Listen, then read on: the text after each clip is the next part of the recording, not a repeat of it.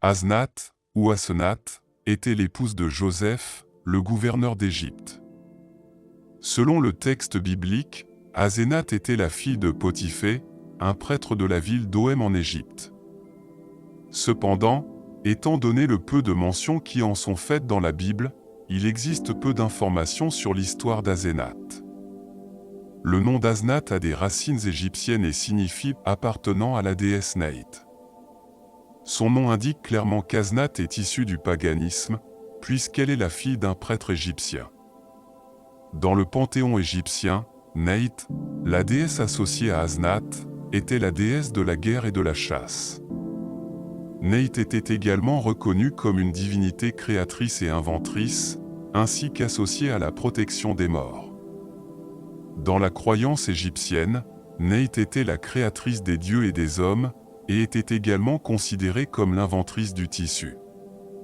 Cette déesse était généralement représentée sous les traits d'une femme, bien que le culte de Neit en Égypte remonte à la période prédynastique et qu'elle ait été représentée sous diverses autres formes, dont le scarabée, le hibou et la vache, entre autres.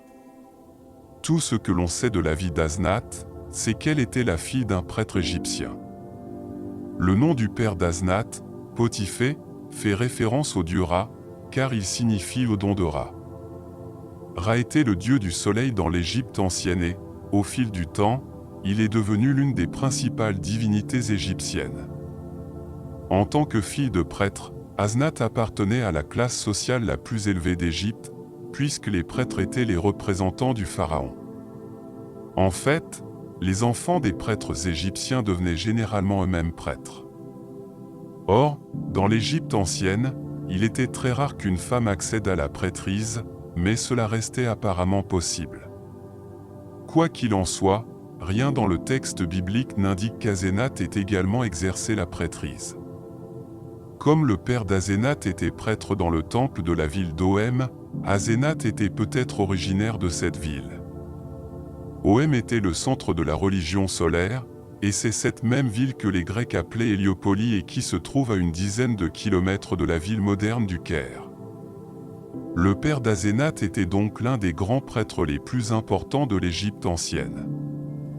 Le mariage entre Asenath et Joseph a eu lieu dans le contexte où ce dernier interprétait les rêves de Pharaon et était nommé gouverneur de l'Égypte pour diriger le pays pendant une période de grande crise qui s'annonçait.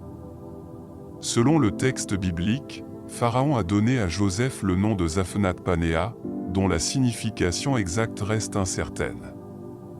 En outre, le texte mentionne que c'est Pharaon qui a donné à Joseph Asnath comme épouse. Cependant, la raison ou la manière dont Asenath a été choisie par Pharaon pour être donnée comme épouse à Joseph n'est pas détaillée. À l'époque, Joseph était âgé d'environ 30 ans, comme nous pouvons le voir dans Genèse 41, 46. À moins qu'il n'y ait des documents omis sur les autres mariages de Joseph, Asenath était la seule femme qu'il ait eue. La Bible mentionne également que pendant les années d'abondance en Égypte, Asenath a donné naissance aux deux fils de Joseph. Le fils aîné de Joseph et d'Asenath s'appelait Manassé, ce qui signifie « celui qui fait oublier ». Joseph expliqua la signification de ce nom en disant « Dieu m'a fait oublier tous mes travaux et toute la maison de mon père », d'après le livre de la Genèse 41, 51. Le deuxième fils de Joseph et d'Asenath reçut le nom d'Éphraïm, qui signifie « prospérer ». Une fois de plus, Joseph élucida la signification de ce nom en déclarant « Dieu m'a fait prospérer dans le pays de ma détresse », comme nous le voyons dans le livre de la Genèse 41, 52. Les deux fils d'Asnath sont devenus les ancêtres des tribus d'Israël, puisque Jacob a accordé à Joseph une double bénédiction.